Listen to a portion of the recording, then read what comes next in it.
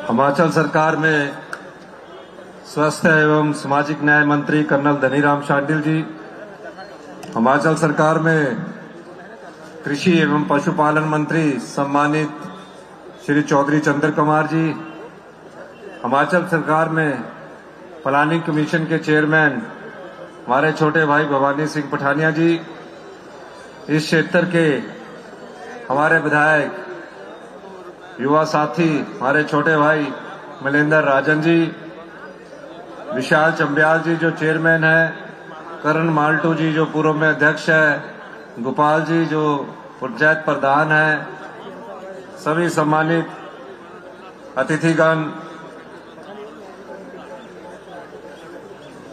आप दूर दराज से आए सभी ग्रामीण वासी, युवा साथियों, प्यारे भाइयों, आज मलेंद्र राजन जी ने कोई 7-8 महीने पहले मुझसे अनुरोध किया था कि जो हमारी इंदौरा की संस्कृति है, उस संस्कृति को जागृत करने के लिए हमें इंदौरा क्षेत्र में एक इंदौरा महोत्सव करवाना है। और इस इंदौरा महोत्सव में मैं आती बार अभी जब पूछ रहा था तो मैंने पूछा कि आपने तो बहुत अच्छे कलाकार बुलाए हैं, इनका पैसे का खर्च कहाँ से चल रहा है। इन्होंने कहा एक सोसाइटी है और उस सोसाइटी के माध्यम से उसमें मैं भी अपना योगदान देता हूं और उसके माध्यम से जो युवा पीढ़ी हमारी नशे की तरफ जा रही है, इस सांस्कृतिक कार्यक्रम से उनको जागरूक करने का दायित्व एक विधायक होने के नाते मेरा भी बनता है। और अभी जब वो भाषण दे रहे थे तो नशे के मामले में जो हमारा क्षेत्र है, ये नूरपुर का नीचे का जो पंजाब के साथ लगती बेल्टें हैं, इस क्षेत्र में आपने देखा होगा जब से हमारी सरकार आई है हमने कठोरतम कदम इस क्षेत्र के उठाए हैं। ऐसे लोग जो नशे का कारोबार करते हैं, युवाओं में नशे को बेचते हैं, ऐसे लोगों की हमने संपत्ति को जब्त करना शुरू किया है। पिछले 5 साल से एक एक्ट था, उस एक्ट में एक नियुक्ति होनी थी जिसको पीडी एनडीपीएस एक्ट बोलते हैं, उसमें अभी तक नियुक्ति नहीं हुई थी। हमने उसमें हाई कोर्ट के जज की नियुक्ति की और उसके माध्यम से जो भी नशे के कारोबार में जुड़े हुए लोग हैं उनकी संपत्ति को जब्त करने की हमने शुरुआत कर दी है और इस क्षेत्र से भी संपत्ति को जब्त किया गया है। हम किसी भी प्रकार का समझौता इन जो नशा बेचने वाले व्यापारी है, उन व्यापारियों से कोई भी राजनीतिक संरक्षण किसी भी व्यक्ति का अगर कोई देता है, हमारी सरकार उसके खिलाफ भी सख्त से सख्त कार्रवाई करेगी।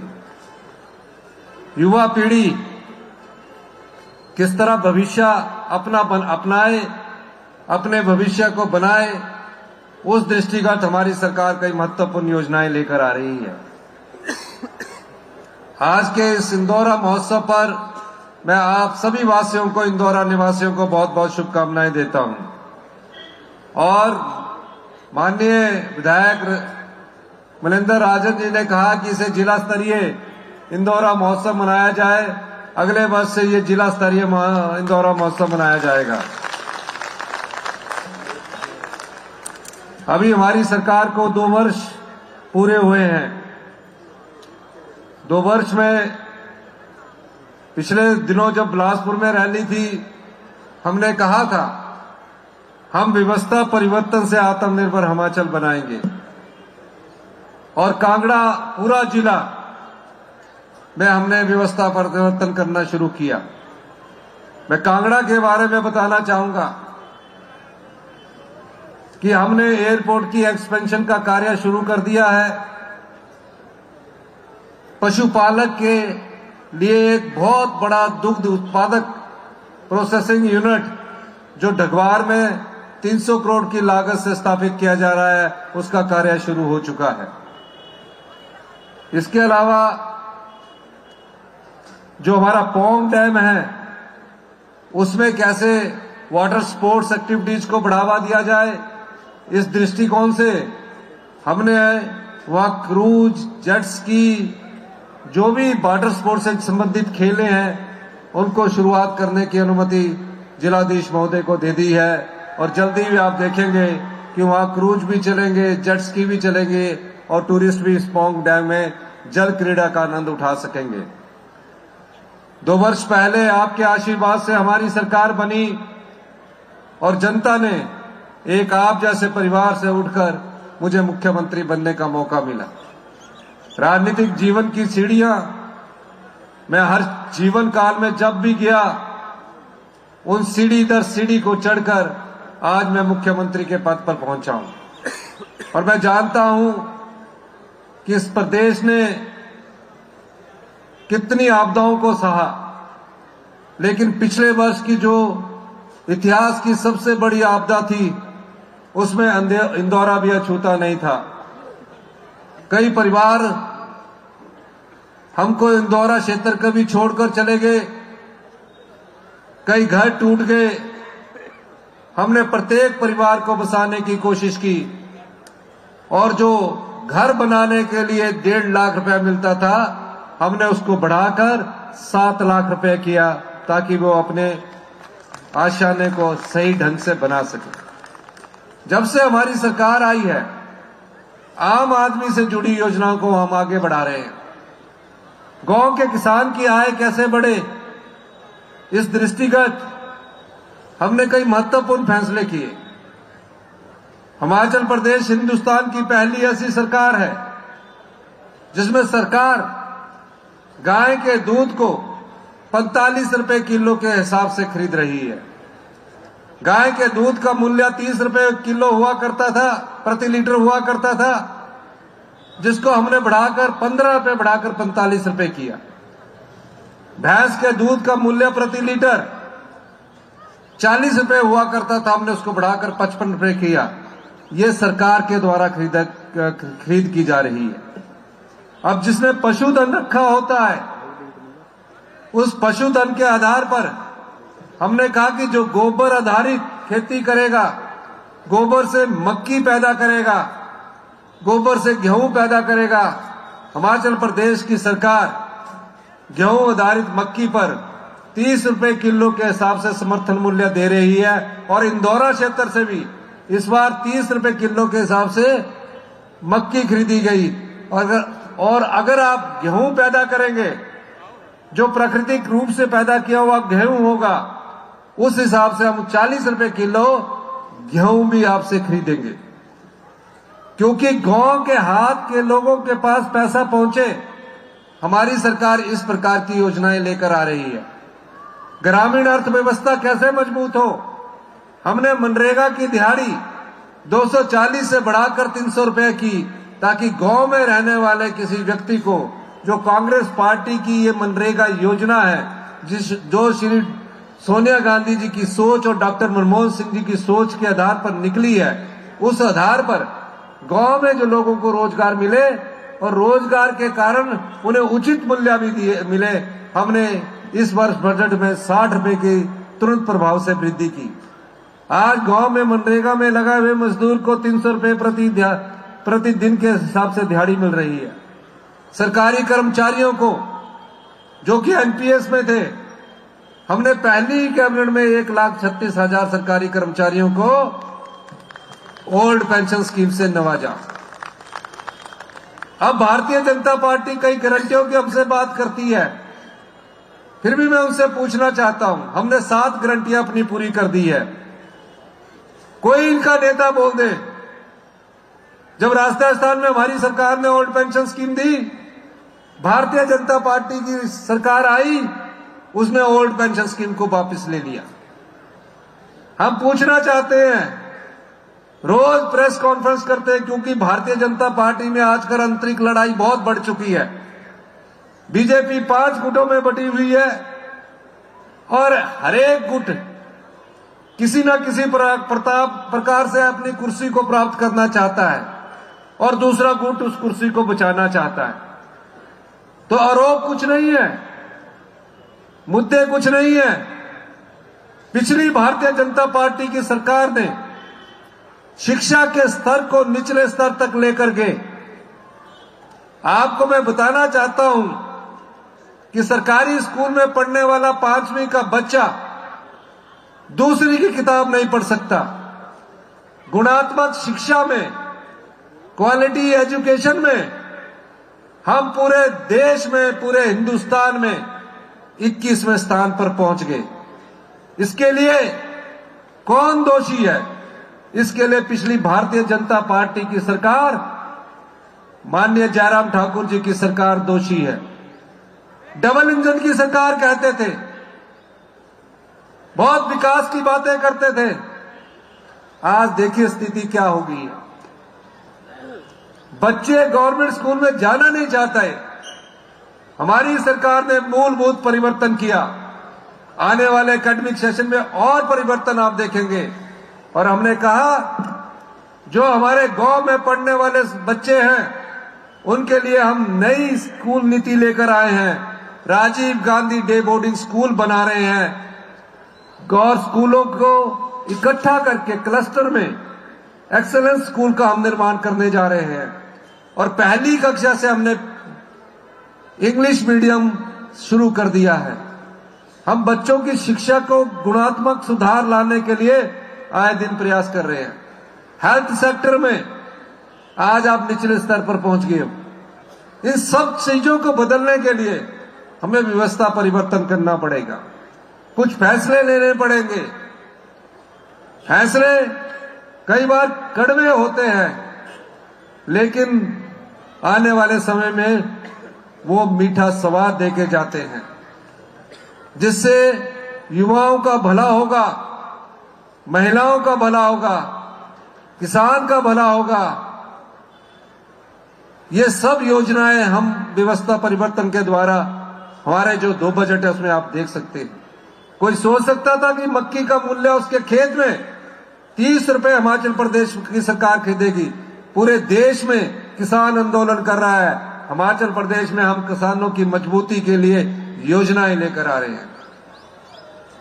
हेल्थ में क्या हाल है? हेल्थ के इंस्टीट्यूशन तो खोल दिए गए, प्राइमरी हेल्थ सेंटर खोल दिए गए, सीएससी खोल दिए गए, लेकिन उसमें डॉक्टर नहीं उपलब्ध करवाए गए। नोटिफिकेशन कर दी गई। नोटिफिकेशन कोई भी सरकार कर सकती है। अगर आपको सही दिशा में हेल्थ सेक्टर को मजबूत करना है तो सबसे पहले आपको health medical technology world class की लानी पड़ेगी और पहले डॉक्टरों की भर्ती करनी पड़ेगी, स्टाफ नर्सों की भर्ती करनी पड़ेगी। हमारी सरकार इस दिशा में भी कार्य कर रही है। कई बदलाव के दौर से हिमाचल प्रदेश गुजर रहा है। इसीलिए मैं बार बार कहता हूं कि हम व्यवस्था परिवर्तन से आत्मनिर्भर हिमाचल का निर्माण करेंगे। और 2027 हमारा लक्ष्य नहीं, उद्देश्य भी यह है कि 2027 में हिमाचल प्रदेश आत्मनिर्भर बने और 2032 में हिमाचल प्रदेश हिंदुस्तान का सबसे समृद्धशाली और अमीर राज्य बनकर उभर कर आए। इस दिशा में हमारी सरकार कार्य कर रही है। आने वाले समय में हम गांव के लोगों के हाथ में पैसा देना चाहते हैं, ग्रामीण अर्थव्यवस्था को मजबूत करना चाहते हैं। लेकिन जब बदलाव होता है तो थोड़े कड़वे फैसले होते हैं। हम चाहते हैं कि आपको अच्छा पानी मिले, लेकिन उसके लिए थोड़ा बहुत मूल्य आप भी दीजिए। हमने कहा है कि गांव में जो भी पानी का नलका लगेगा या पानी का मीटर जिसको लगेगा, मीटर नहीं लगेगा, कम से कम वो 100 रुपया पानी के बिल का दे, ताकि हम आपको स्वच्छ जल उपलब्ध करवा सके। भारतीय जनता पार्टी की सरकार ने क्या किया? कहा इसकी आय 3 लाख रुपया है, इसको भी पानी का बिल माफ। ये इनकम टैक्स भी देता है, इसको भी पानी का बिल माफ। इसी तरह बिजली में भी उन्होंने कर दिया। बड़े बड़े उद्योगपतियों को सब्सिडी की क्या देने की क्या जरूरत पड़ी थी? 1 रुपया पर यूनिट बड़े बड़े उद्योगों को हम सब्सिडी दे रहे हैं। हम उद्योगों का पलायन नहीं करना चाहते, लेकिन हम आम जनता की जो संपदा है वो धनवान पर नहीं लुटाने के लिए आए हैं। हम आम जनता की संपदा को आम जनता के बीच बांटने के लिए आए हैं, इसलिए हम उसमें कुछ रैशनलाइजेशन कर रहे हैं। और जिसको सब्सिडी मिलनी चाहिए, जो गरीब है, उसके जीवन यापन के लिए हम उसे और अधिक धन देंगे। लेकिन जो इनकम टैक्स करोड़ों रुपया दे रहा है, उस प्रकार का अनुदान देना उचित नहीं है। पिछली भारतीय जनता पार्टी की सरकार ने सभी धनवान लोगों को पानी का बिल भी माफ कर दिया और बड़े बड़े जो होटल है उनको 1 रुपए पर यूनिट के हिसाब से बिजली की सब्सिडी देते रहे हैं, जिसको हमारी सरकार रैशनलाइजेशन करने जा रही है। अगर हम उनको सब्सिडी देंगे तो हम गरीब का हक जो है, उस गरीब के हक को हम उससे छीन रहे हैं। हमने ऐसी योजनाएं लाई जिससे उस गरीब का हक बनता है संपदा पर। ऐसे बच्चों के लिए योजना लेकर आए, जो 6000 बच्चे जो अपनी मां को खो चुके हैं, अपने पिता को खो चुके हैं। 27 साल तक की उम्र में हम सारी पढ़ाई का खर्चा हिमाचल प्रदेश की सरकार दे रही है और 4000 रुपया महीने के हिसाब से पॉकेट मनी भी उन बच्चों को दे रही है। हम विधवाओं की बच्चों के लिए इस वर्ष इंदिरा गांधी सुख शिक्षा योजना लेकर आए हैं। इस योजना का लाभ जितनी भी हमारी विधवा बहनें हैं, जिनकी आय 3 लाख रुपए से कम है, वो तहसील वेलफेयर के ऑफिस में जाकर उनका बच्चा के कोई डॉक्टर बन रहा है, इंजीनियर बन रहा है, वो सारी फीस, चाहे 1.5 लाख रुपया है, चाहे 75,000 रुपया है, वो सारी की सारी फीस हमारी विधवा बहनों की हिमाचल प्रदेश की सरकार उन्हें उपलब्ध करवा रही है। वो ले सकते हैं इस योजना का लाभ। हम एक विधवा जो 3 लाख रुपए से जिसकी आय कम है, उसके लिए हम एकल नारी आवास योजना लेकर आ रहे हैं। ये उन महिलाओं के लिए योजना है जिनको उनके पति ने छोड़ दिया, जिसने शादी नहीं की, जिसका पति कहीं चला गया, लेकिन रहने के लिए उसके पास मकान नहीं है, इधर उधर भटकती रहती है। हमारी सरकार उनके लिए इस वर्ष योजना लेकर आई है। जितनी भी विधवा बहनें हैं, इस योजना का लाभ उसमें उठा सकती है। ये सारी योजनाएं आपकी संपदा से निकले हुए पैसे की योजनाएं हैं, जिसमें गरीब के अधिकार को छीन न सके, इस प्रकार हमारी सरकार कार्य कर रही है। आज सांस्कृतिक कार्यक्रम है और इसमें हमारे युवा साथी है, क्योंकि कोई राजनीतिक भाषण का मंच नहीं है, लेकिन कुछ बातें मैं सरकार की योजनाओं की आपके सामने लाना चाहता हूं। मलिंदर राजन जी ने जो बातें कही है, इस पर विचार करने के बाद जहां जहां इनको पैसे की जरूरत होगी, उस पैसे के दृष्टिकोण से हम उन योजनाओं को अमली जामा पहनाएंगे। हमने एक उद्योग यहां लाया, 1.5 वर्ष पहले पेप्सिको का हमने शिलान्यास किया। मुझे मलिंदर राजन जी बता रहे थे कि अगले 2 महीने में वो बनकर तैयार हो जाएगा। ये सरकार की कर्तव्यशीलता और संवेदनशीलता को दर्शाता है। हम लोग आप लोगों के लिए काम करने के लिए आए हैं। निश्चित रहिए, आने वाला समय हिमाचल का है, हिमाचल के अधिकार का है। आज हम आने वाले समय में हिमाचल आत्मनिर्भर बनेगा। इन्हीं शब्दों के साथ मैं आप सब लोगों का बहुत बहुत धन्यवाद करता हूं। जय हिंद, जय भारत।